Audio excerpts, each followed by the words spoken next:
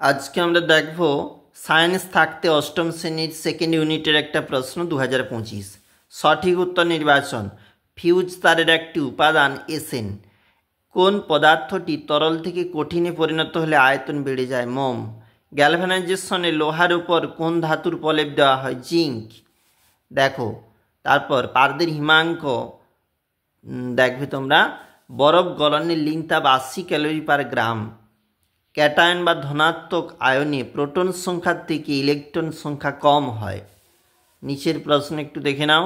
যে সমস্ত পদার্থ রাসায়নিক বিক্রিয়ার বেগ বাড়ায় তাকে অনুঘটক বলে। একটু নিচে চলে যাচ্ছি, 1x5 রয়েছে।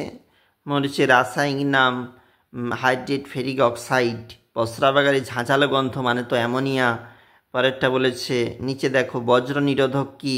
বিদ্যুৎ থেকে ভবনকে রক্ষা করার যন্ত্র। এবং এছাড়াও দেখবে এগুলা হচ্ছে 1 নাম্বারের প্রশ্ন, আর নিচের যে প্রশ্নগুলো বলেছে এগুলা কিন্তু 2 নাম্বার করে রয়েছে। চলে যাচ্ছি পরের পেজটাতে। এখানে পরের পেজে তন্তু জাতীয় ফসল পাট ডটসে চিকিৎসা করা হয় যক্ষা রোগ হলে। ম্যালেরিয়া ভাইরাস গঠিত। আর গম একটি তন্ডুল জাতীয়। দেখো নিচে চলে যাচ্ছি।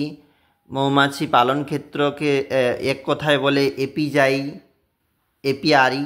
এবং দেখো কোন গাছ আগাছা নাশক, একটি আগাছা উদ্ভিদ 2,4-D। সংক্রামক মহামারীর নাম ক্যান্সার।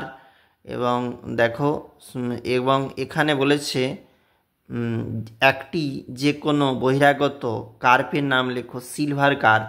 সব থেকে আগে কোন আম পাকে? গোলাপ ঘাস। এইভাবে দেখবে প্রশ্নগুলি একটা সংক্রামক ব্যাধি যেটা কলেরাও এখানে হতে পারে। তারপর দেখবে এগুলো 1x5 রয়েছে এবং নিচের প্রশ্নগুলি কিন্তু 2 নাম্বার করে রয়েছে।